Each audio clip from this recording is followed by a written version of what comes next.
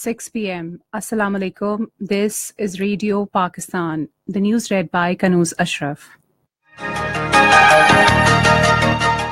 First, the headlines. Prime Minister is in Turkmenistan to attend inaugural ceremony of Tapi gas pipeline project. Pakistan has lodged a strong protest with India over fresh ceasefire violation in Rawalakot sector at the line of control. Election Commission says PMLN candidates for Senate will be treated as independent to ensure timely elections for the upper house. Pakistan and Turkey have agreed to boost bilateral cooperation in defense and security issues.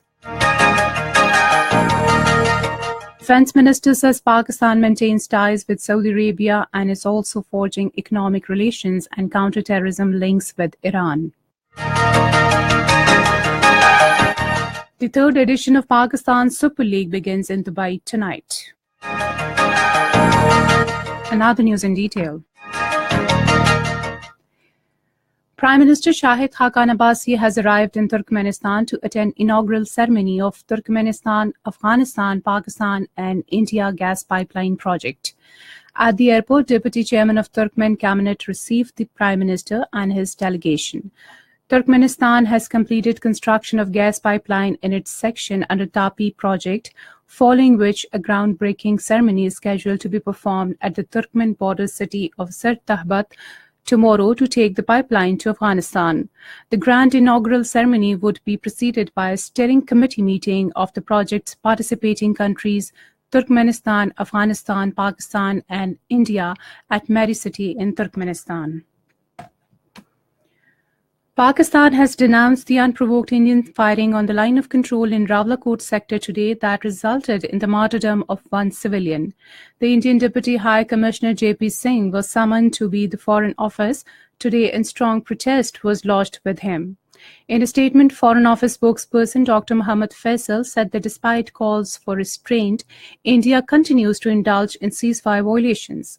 He said the Indian forces have so far carried out more than 391 ceasefire violations along the line of control and the working boundary this year that resulted in the martyrdom of 16 innocent civilians and injuries to 65 others.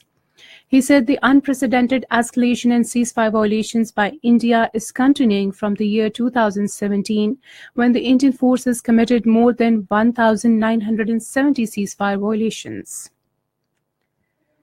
Election Commission of Pakistan says since the Supreme Court has declared all the orders issued by Mohammad Nawaz Sharif as illegal, therefore validity of PMLN candidates nominated by him requires elucidation by the Commission.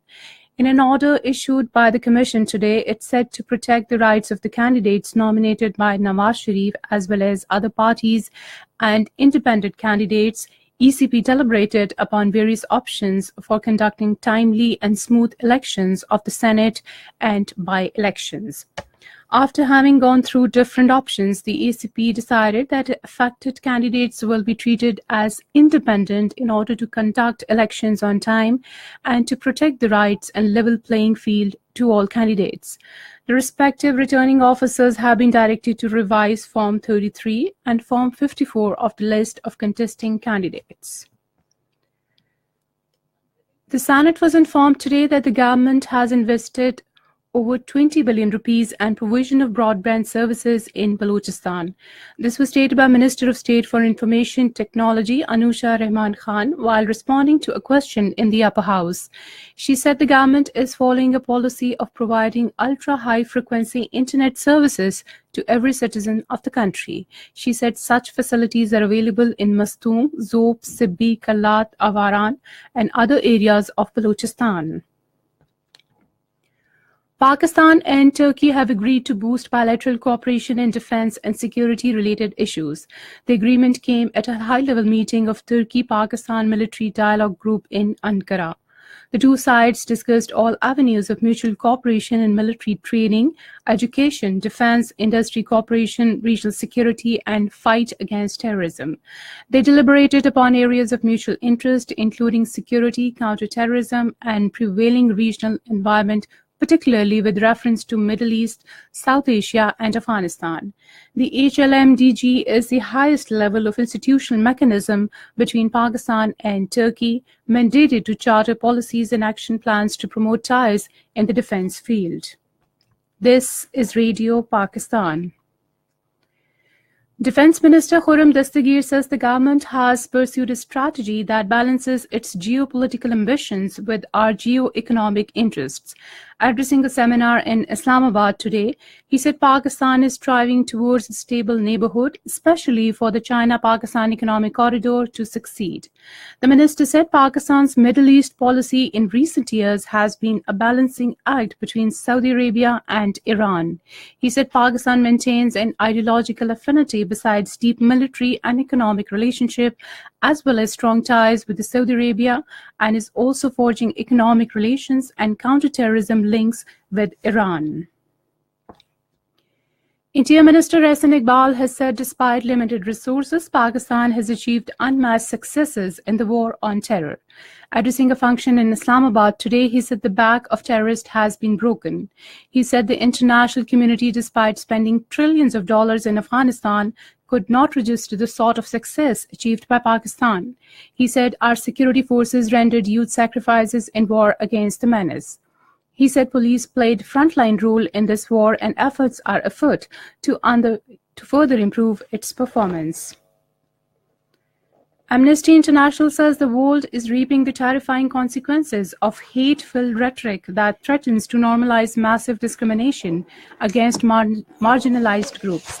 In the annual assessment of human rights report released today, it said a growing movement of both first-time and seasoned activities campaigning for social justice provides real hope of reversing the slide towards oppression.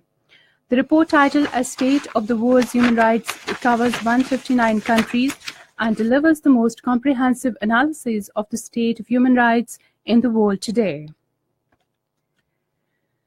The UN Security Council will vote on a draft resolution demanding a 30-day ceasefire in Syria to allow deliveries of humanitarian aid and medical evacuations.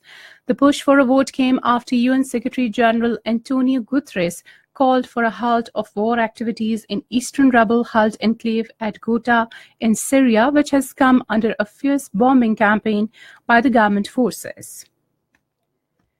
Iran says its commitment not to seek nuclear weapons is permanent and there is no so-called sunset clause in the Iran nuclear deal. It was stated by Deputy Foreign Minister Abbas Araghchi today. The third edition of Pakistan's Super League begins in Dubai tonight with an impressive opening ceremony. The tournament opener, featuring defending champion Peshawar Zalmi, a new entrant Multan Sultans, will take place tonight at 10 p.m. Pakistan Standard Time. A total of 34 matches will be played during the month-long event. North Korea will send one of its highest-ranking figure, General Kim Yong-chol, to the closing ceremony of the Winter Olympics in Pyeongchang in South Korea.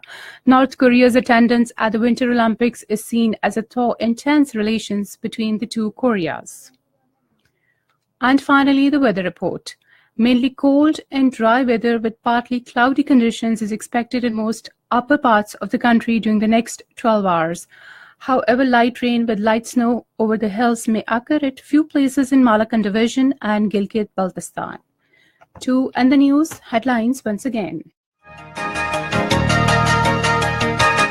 Prime Minister is in Turkmenistan to attend inaugural ceremony of Tapi gas pipeline project. Pakistan has lodged a strong protest with India over fresh ceasefire violation in Rawalakot sector at the line of control. Election Commission says PMLN candidates for Senate will be treated as independent to ensure timely elections for the upper house. Pakistan and Turkey have agreed to boost bilateral cooperation in defense and security issues. Defense Minister says Pakistan maintains ties with Saudi Arabia and is also forging economic relations and counter-terrorism links with Iran. Third edition of Pakistan's Super League begins in Dubai tonight.